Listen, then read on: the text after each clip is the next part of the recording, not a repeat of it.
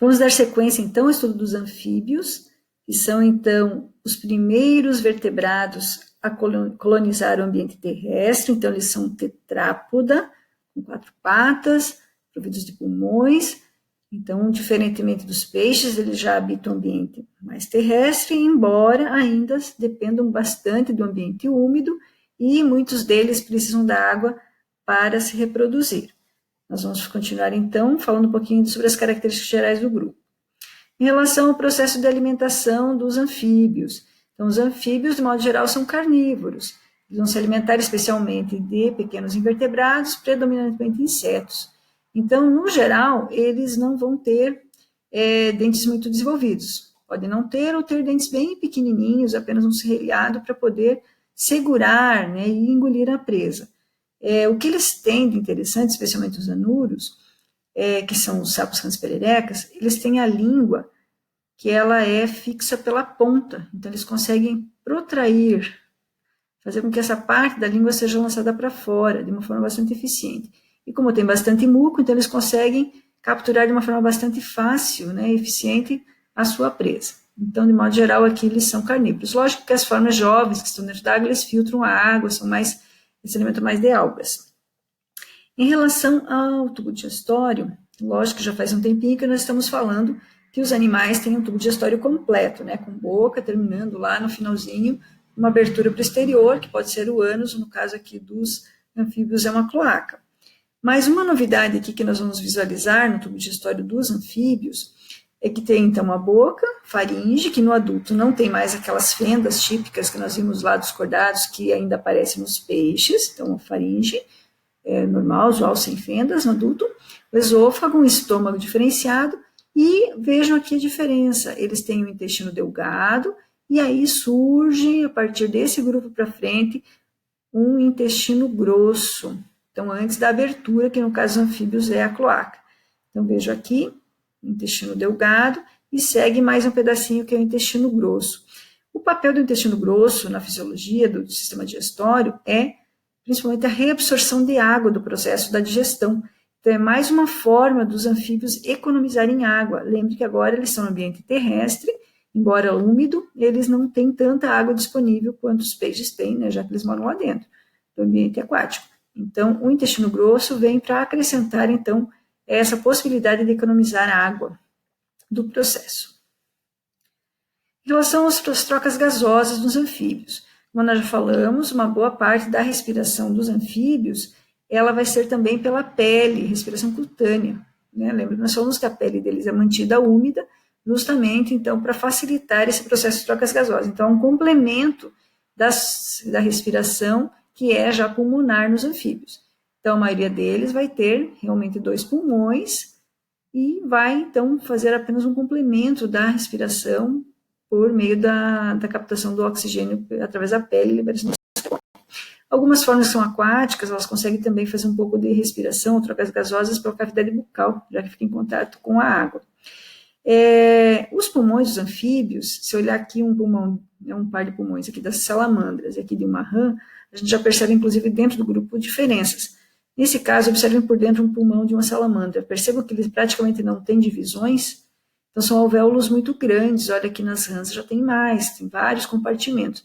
Então, se olhar depois e comparar os anfíbios com os répteis, e mais ainda com os mamíferos, a gente vai ver que vai aumentar o número de alvéolos, eles vão ficando pequenininhos, mas com muito mais superfícies para troca. Então, ele não é tão eficiente ainda aqui nos anfíbios. Os pulmões vão ficar, digamos, mais complexos nos grupos adiante. E nas formas larvárias, né, se você pensar lá nos girinos, lógico que eles estão fazendo respiração mais diferenciada, né, em relação aos adultos. Então, eles fazem basicamente por meio de brânquias. E tem algumas salamandras que vivem praticamente a vida toda dentro da água, que elas têm umas brânquias externas. Depois eu vou mostrar na imagem que também permite trocas gasosas dentro da água. Aqui vou mostrar mais uma vez, né, que lembra lá quando a gente falou dos peixes arcoterídeos, que alguns já tinham coanas ou narinas internas. Então aqui já dá para perceber a abertura das narinas. Então a narina externa e ela tem conexão, e você vai ver a abertura delas aqui dentro da boca. Então na região bem anterior, as coanas são anteriores, então já faz esse contato com o ambiente externo. E nessa forma, as coanas vão ajudar no outro processo. Então, a narina aqui não vai servir só para a parte de olfação, mas vai ajudar também na entrada do ar para os pulmões, como nós fizemos. Então, o ar vai adentrar, né, pela narina, mas vai passar pela cavidade bucal e vai ser empurrado, forçado para dentro dos pulmões. Então, é assim que acontece a ventilação pulmonar dos anfíbios. É como se eles fossem engolir o ar, só que ao invés de ir para o esôfago, o estômago, né, não ir para o tubo digestório, ele é forçado aqui pela glote para dentro dos pulmões. Então, é basicamente isso, entra pelas narinas, externas, coanas, boca, e aí é forçado para dentro dos pulmões. Assim, os pulmões vão sendo inflados. Então, a gente chama isso, essa força, essa pressão para dentro, forçando para dentro o ar, de pressão positiva, ventilação por pressão positiva. Então, ele vai fazer aquele movimento. Talvez você já tenha visto algum documentário, até mesmo ao vivo, que o assoalho da boca dos sapos, das rãs, né, elas ficam fazendo um movimento repetitivo aqui. E aí, com isso, então, ele vai fazendo essa ventilação e mantendo esse pulmão inflado. No momento que for para fazer a expiração, o ar sair, o pulmão vai, como ele é elástico, ele vai retornar à posição normal e vai haver, então, também por contração muscular, a forçar, né, forçar esse ar para retornar para o ambiente externo. É assim que ocorre a ventilação pulmonar dos anfíbios. É o único grupo que é por pressão positiva. Depois lá os répteis, as aves mamíferas vão fazer por pressão negativa, ou seja, criar uma força interna para que o ar atmosférico entre, né? Não vai ser forçado de fora para dentro, vai ser como se fosse uma sucção interna. Tá? Então aqui é o único grupo que é por pressão positiva, né, que vai empurrar o ar para dentro. Em relação ao sistema circulatório sanguíneo, então basicamente o que vai variar mais entre os vertebrados é o número de cavidades no coração e se vai ter então um duplo circuito, um circuito único.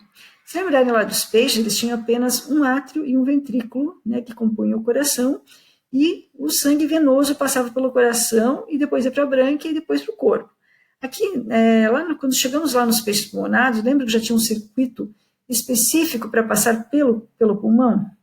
Então, desde que surgiu um pulmão na história evolutiva dos vertebrados, já existe um circuito pulmonar e um circuito sistêmico.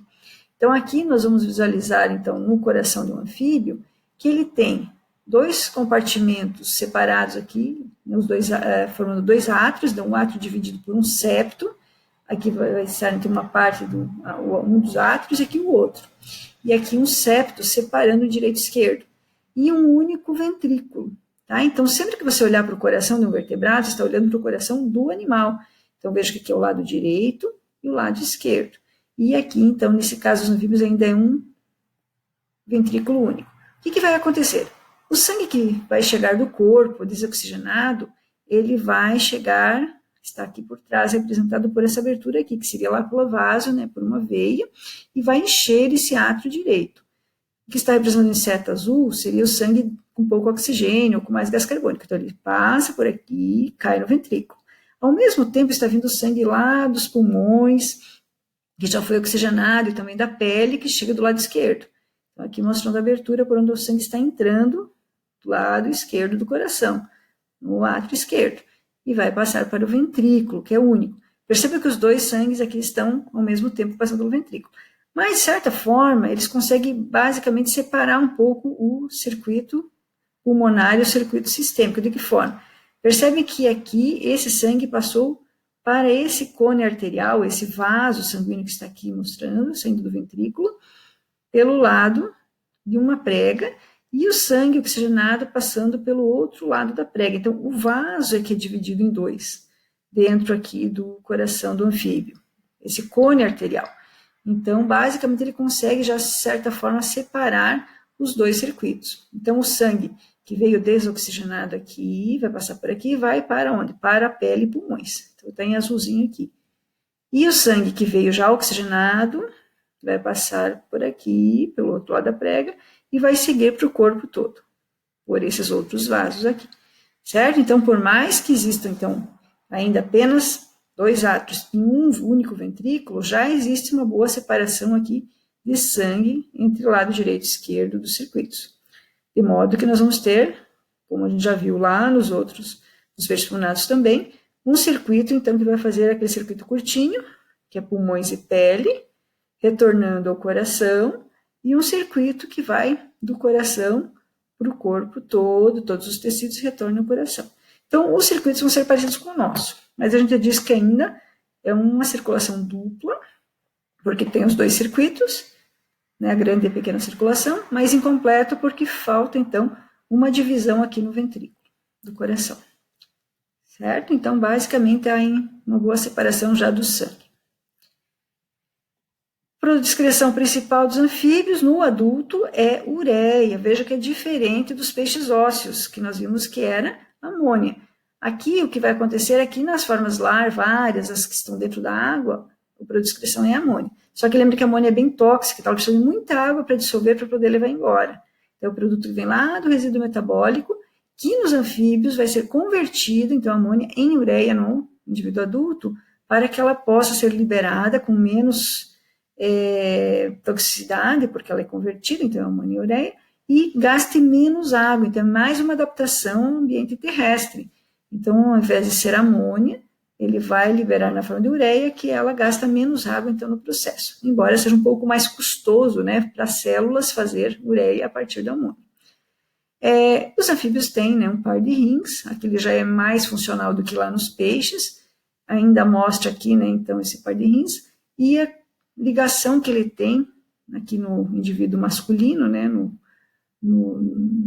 macho, com as gônadas masculinas. Então, eles acabam saindo pelo mesmo duto, né, lá para a abertura, que vai ser a uretra, para liberar, então, para o ambiente externo, tanto os resíduos metabólicos quanto os gametas masculinos. Um pouquinho sobre as estruturas sensoriais dos anfíbios. Então, se vocês lembrarem lá, nós falamos que todos os peixes tinham aquela linha lateral. Então, os anfíbios terrestres, de modo geral, já não tem mais, mas alguns anuros, né, alguns sapos que são aquáticos, bem aquáticos, aqui dá até para ver uma membrana entre os dedos, eles têm ainda a linha lateral, assim como os girinos, algumas salamandras que passam a vida toda dentro da água. Lembre que a linha lateral é aquele órgão, né, aquele conjunto, né, de neuromassos que detectam então, as vibrações da água, que nós vemos bem típicos lá dos peixes. Então, essas estruturas são mantidas nas formas aquáticas dos anfíbios. Olfação, então eles têm lá as narinas, já falamos, então tem um bom olfato, e ela tem então conexão com a boca, que nós já tínhamos falado das coanas. Audição, uma novidade nós já falamos também no início dessa aula, que foi o quê? Que surgiu então mais um par de orelhas. Então, se a gente fizer um corte aqui, na região onde está a orelha interna, de um lado, lá do outro lado repete, né, um par, orelha interna, que nós temos também a orelha média. Então, nós, mamíferos, ainda vamos ter mais um par de orelhas que a orelha externa, né? Nós temos essa parte aqui também que os anfíbios não têm. Mas ele já tem um tímpano, essa membrana que vai vibrar, e aqui aquele espaço cheio de ar, que é típico da orelha média. Nos anfíbios só tem um ossinho, que é a columela. Nós, mamíferos, vamos ter 3 ossículos aqui dentro da orelha. Os anfíbios só tem um. Então, aqui vai servir para amplificar o som, para depois passar para a orelha interna, que vai ter aqueles 3 canais semicirculares, que a gente já falou lá nos peixes, que estão presentes, toda a parte do labirinto. Então, aqui vai funcionar tanto para audição, quanto para o equilíbrio desses animais. Os anfíbios, como nós já falamos, né, muitos são bem coloridos, e eles também enxergam muito bem cores. Então, eles têm aquelas células típicas cones e bastonetes na retina, como nós, humanos, embora a maioria dos mamíferos não enxergue cores, né? Os anfíbios, de modo geral, enxergam bem cores. E uma coisa interessante nos olhos dos anfíbios é que eles têm pálpebras, que é diferente dos peixes. Os peixes não têm pálpebras. Os anfíbios têm uma pálpebra superior, que é fixa, e uma inferior, que é móvel. E também tem glândulas lacrimais. Então, isso é mais uma adaptação ao ambiente terrestre. Eles precisam manter, né, a córnea, aqui, os olhos umidificados. Então, a presença de glândulas lacrimais.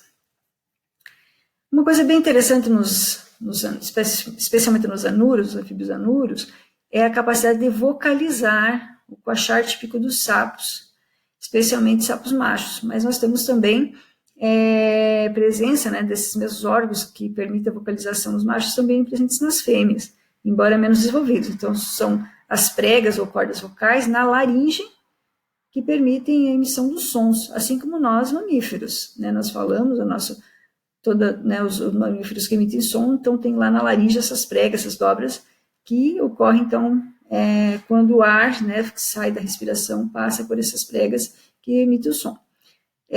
Então, esse som passa para as bolsas vocais, que estão aqui junto à boca, no assoalho da boca, que vai se considerar como uma caixa de ressonância, especialmente nos machos, e aí o som sai mais alto. Né? Então, no momento que o ar sai dos pulmões, ele passa, né, por essas pregas, e ele ainda passa aqui pelas bolsas vocais e fica um som mais intenso. Qual que é o papel do quachar, né, a vocalização em si dos sapos, especialmente machos? A função é especialmente para atrair fêmeas, né, então, com função para exibição sexual, e em alguns casos também os machos podem emitir sinais de advertência, né, para marcar território, para indicar que já tem um macho ali e para tentar afugentar os demais. Lógico que esse momento aqui pode ser bem crucial, porque ele pode trazer riscos para esses machos, especialmente porque ele pode atrair também predadores. Mas faz parte do papel, né, no processo reprodutivo. Só para vocês terem um momento aqui para escutar um pouquinho o som aqui de um sapo macho.